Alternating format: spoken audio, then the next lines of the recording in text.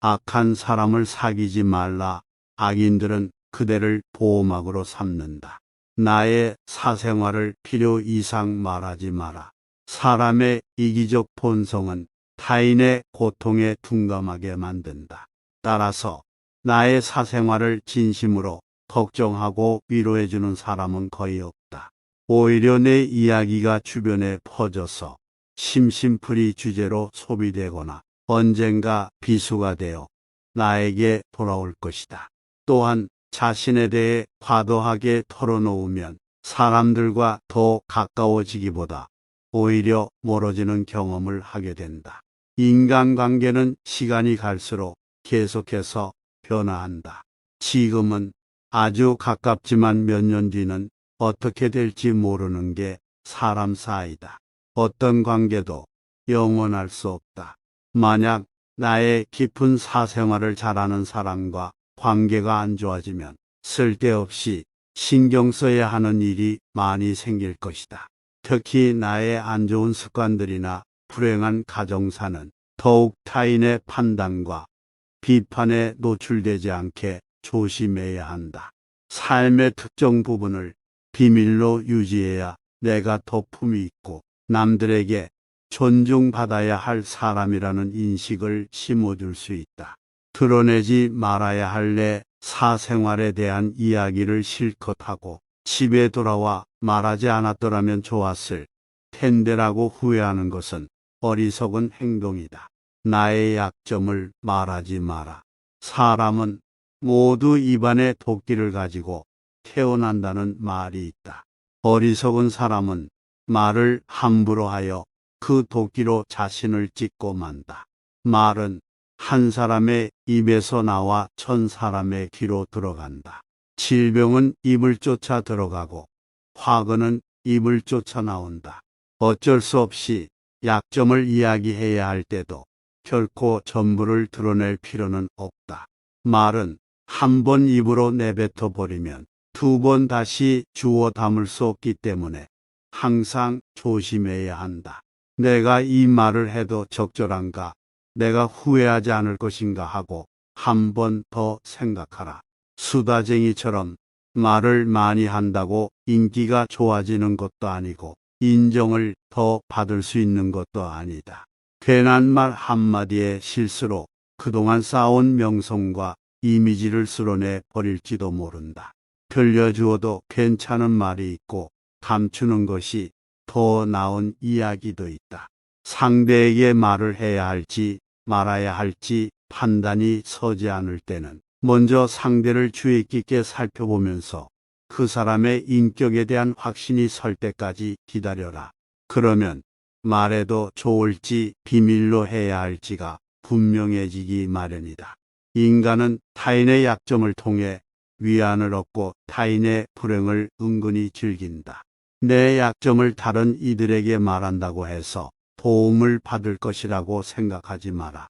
약점은 누군가의 도움을 받아서가 아닌 스스로 극복해야 하는 것이며 스스로 극복할 수 있음을 명심하라. 최대의 승리는 자기 자신을 정복하는 것이다. 자기 자신에게 정복당하는 것은 최대의 수치다. 마음을 행복하게 할 수 있는 자만이 행복을 얻는다. 마음이 현실을 만들어낸다. 우리는 마음을 바꿈으로써 현실을 바꿀 수 있다. 겉모습이란 속임수이다. 남을 행복되게 할 수 있는 사람만이 또한 행복을 얻는다. 남의 말을 열심히 듣는 사람은 말하는 사람 입장에서는 진실한 법과 같다. 자신의 능력에 의하지 않고 조상의 명성 때문에 존경받고 그것을 감수하는 것만큼 수치스러운 일은 없다. 사랑이라는 것은 선한 것을 언제까지나 갖고 싶어하는 마음이다. 소년을 엄격과 폭력으로 가르치려 하지 말라. 그의 흥미를 허용하여 지도하라. 그렇게 하면 자기의 능력이 어디로 향하고 있는가 소년 자신이 찾게 된다. 시인들은 자신들도 이해하지 못하는 위대하고 지혜로운 말들을 짓거린다. 사람을 시험해 보려면 모든 재산을 박탈하고 부당하게 대해보라. 재산을 박탈당한 것은 참지만 부당한 대우는 참지 못하는 사람이라면 가까이 두고 잘 대해 주도록 하라. 부당한 대우는 참지만 재산을 박탈당한 것에 불만을 사귀지 못하는 사람이라면 멀리하거나 피하도록 하라. 재산이 훌륭한 위안자가 되어줄 수 있다는 것은 누구나 아는 사실이다. 악행에 대한 가장 큰 형벌은 범인을 더 나쁜 사람이 되게 만드는 것이다. 시작은 그 일의 가장 중요한 부분이다. 여성의 아름다움에 대한 정답은 없다. 정의는 자기에게 어울리는 것을 갖고 자기에게 어울리도록 행동하는 것이다. 자제는 최대의 승리다. 정의란 각기 자기가 할 일을 다하고 타인을 방해하거나 간섭하지 않는 것이다. 정의와 무관한 모든 지식은 지혜가 아니라 쓸모 있는 지식이다.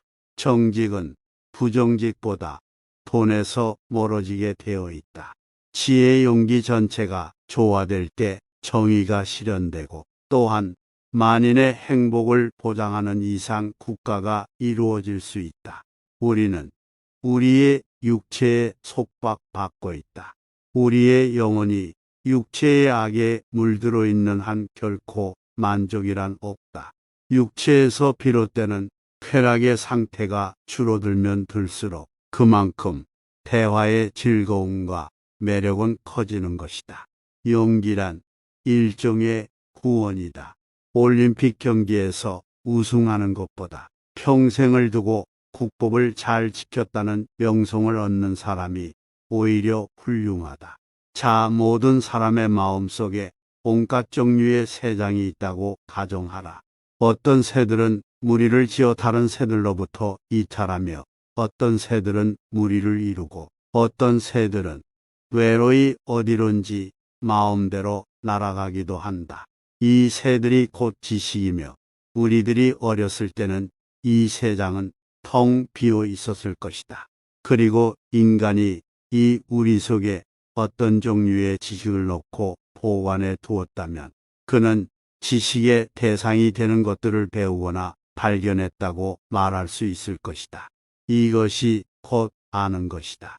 철학자가 왕이 되거나 현재의 왕들이 철학적 정신과 힘을 갖게 되기 전까지는 국가도 인류도 결코 재난을 면치 못할 것이다. 성한 것은 놔두고 상처 부위만 노리는 파리떼처럼 악한 사람은 다른 사람의 장점은 무시한 채 단점만 찾으려고 혈안이 된다. 인간의 교육에 의해서만 인간이 될 수 있다. 인간에서 교육의 성과를 제거하면 아무것도 남는 것이 없다.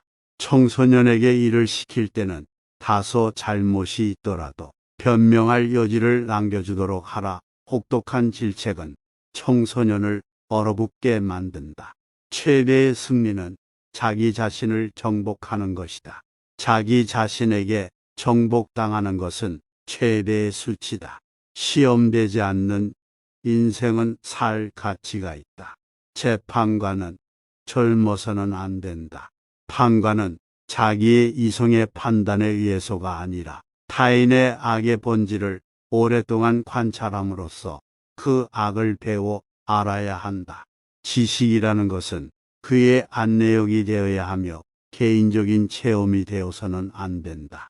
철학자가 통치자이고 통치자가 철학자인 국가는 행복하다. 철학자는 바닷속의 커다란 가오리와 같은 존재이다. 접근해서 만져보려 하면 언제나 깊이 잠들어 버린다. 진정한 철학에 의해서만 국가도 개인도 정의에 도달할 수 있다. 진정한 철인이 통치권을 쥐거나 또는 통치자가 신의 은혜로 진정한 철인이 되지 않는 한 인간은 악에서 벗어날 수 없다. 남에게 어떠한 행동을 하였느냐에 따라 그 사람의 행복도 결정된다. 남에게 행복을 주려고 하였다면 그만큼 자신에게도 행복이 온다. 자녀가 맛있는 것을 먹는 것을 보고 어머니는 행복을 느낀다. 자기 자식이 좋아하는 모습은 어머니의 기쁨이기도 하다. 그리고 이 이치는 부모나 자식 사이에만 적용되는 것이 아니다. 인간의 영혼은 불사불멸이다. 나를 자랑하지 마라. 남들이 나를 인정하기도 전에 내가 먼저 떠벌리는 것은 그 일의 가치를 떨어뜨리고 나를 점점 더 볼품없게 만든다. 만날 때마다 자기 자랑만 늘어놓는 사람을 보면 반감이 생기지 않았는가. 당장은 필요에 의해 곁에 있더라도 원래 떠날 사람들을 포함해 좋은 사람도 당신을 떠나게 될 것이다. 겸손함을 길러 불필요한 시기, 질투를 피해라. 진실하고 안정된 사람들은 그들의 성공에 대해 끊임없이 자랑할 필요를 느끼지 않는다. 자산의 가치를 알고 있고 다른 사람들로부터 검증을 요구하지 않는다. 계속해서 나의 선행이나 업적에 대해 이야기하는 것은 나를 거만하게 보이게 할 수 있고 사람들이 나를 피하기 시작할지도 모른다. 말로만 자신을 증명하려 하기보다는 행동을 통해 진정한 인격이 빛나도록 하는 것이 좋다.